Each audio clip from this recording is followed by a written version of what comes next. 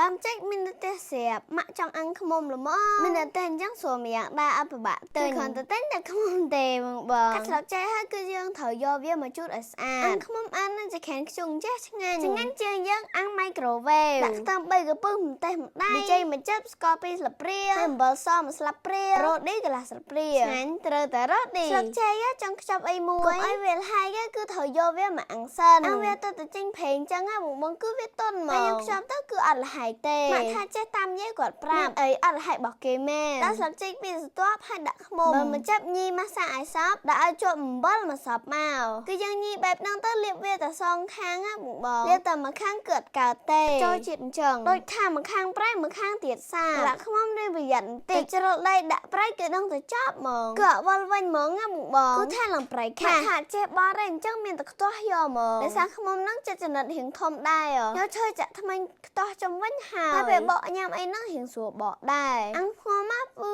ប្រើងើភ្លើងតិចមែនតើគឺថាប្រើភ្លើងខ្លាំងពេកគឺដឹងតែខ្លោចអស់ហ្មងនេះគឺកន្លែងល្អខ្លាំងមែនតើបងឈ្ងុយនោះឈ្ងុយនិយាយថាជីនោះជីនិយាយថាឆ្ងាញ់នោះឆ្ងាញ់ខ្មុំដែលពេលយើងអាំងឆ្អិនគឺថាបដូលវាហ្នឹងអត់ជាប់ទេពេលគឺមកគឺដឹងតែល្បេះអញ្ចឹងហ្មងបងទាំងស្រទាប់ខាងក្រោមក៏ដូចជាស្រទាប់ខាងលើហ្នឹងគឺឆ្អិនល្អហើយពេញឆ្ងាញ់ហ្មង